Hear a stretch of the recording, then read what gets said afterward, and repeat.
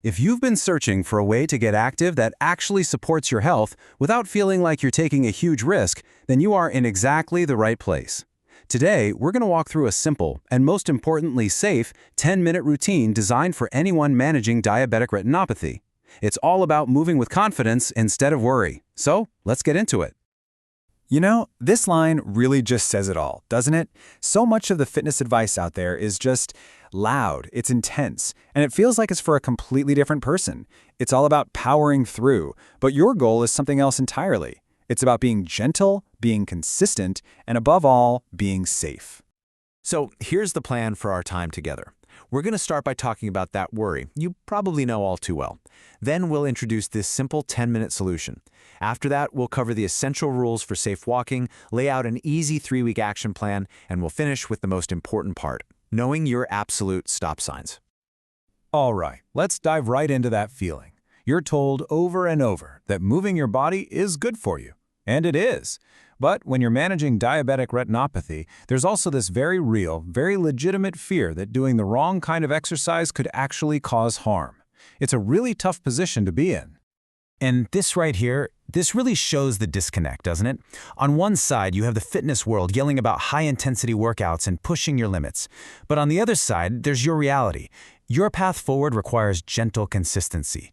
The smart move for you is to actively avoid the things that loud fitness celebrates. No big strains, no pushing through pain, no sudden spikes. This is such a key question, because it happens. You go for a healthy walk and end up feeling dizzy or just off. So why is that? Well, it's usually not the walking itself that's the problem. It's what the source material calls unseen intensity. You know, walking a little too fast, going up hills, or being out in the heat. And it's also about hidden hazards, like uneven sidewalks that can be a real trip risk, especially if your vision is already compromised. Okay, so what's the answer? Let's get to the solution. And what's so great about this is that it's all about simplicity. This isn't about you suddenly needing to find some superhuman motivation or becoming a fitness fanatic overnight. Nope, this is about a tiny habit that can fit right into the life you already have. And here it is. The magic number is 10. Seriously, not 30 minutes, not an hour, just 10 minutes. It's all about a short, gentle walk, but here's the key. It's timed specifically after a meal. That is the achievable goal, and it's one that can really help support your post-meal glucose control. So, what is post-meal walking exactly? Well, think of it like this. After you eat, glucose starts entering your bloodstream. A gentle walk prompts your muscles to say, hey, I'll take some of that and use it for energy right away.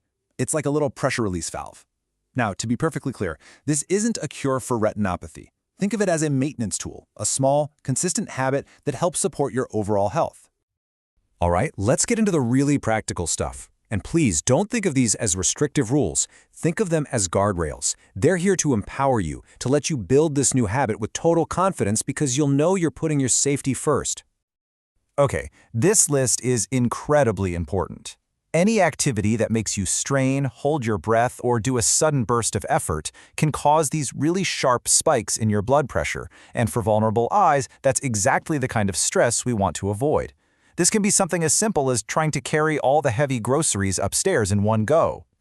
So how can you be sure your pace is gentle enough? Well, the best part is you don't need any fancy gadgets. Just use these 3 simple built-in cues. First, the talk test. Can you say a full sentence without gasping for air? Second, nasal breathing. Can you breathe comfortably, mostly through your nose? And third, quiet steps. Do your feet land softly or are they stomping? If you can say yes to all 3, you are right in that safety sweet spot.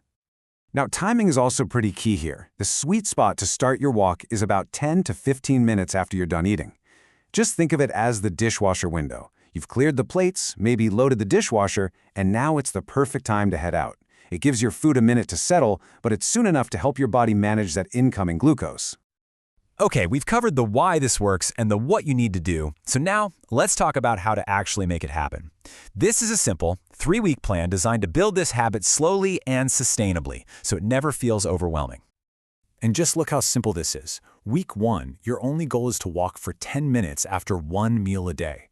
Just pick the meal that's most predictable for you. Maybe it's lunch. That's it. That's your only job. Then, if that feels good, in week 2, you add a second walk after another meal. The real key here is to start as you are right now, not as some super fit ideal. And just be mindful of that sneaky urge to speed up over time, what the source calls intensity creep. So you might be wondering, hey, what's better, one 30-minute walk or 3 separate 10-minute walks? It's a great question. If your number one goal is that post-meal glucose support, then the 3 shorter walks are definitely more targeted. But honestly, the real answer is right there on the bottom line.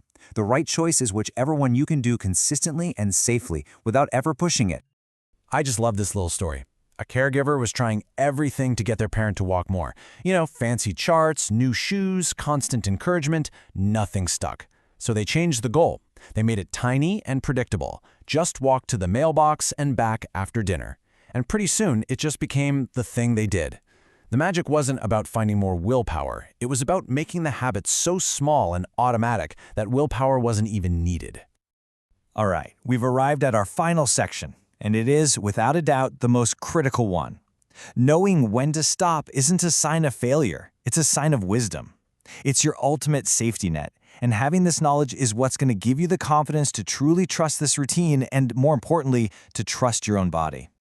Please pay very close attention here. These are your absolute non-negotiable stop signs.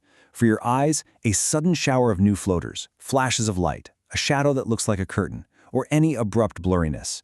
For your body, chest pain, feeling faint, severe shortness of breath. These are not wait-and-see symptoms. If you experience any of these, you stop what you're doing immediately and get medical attention.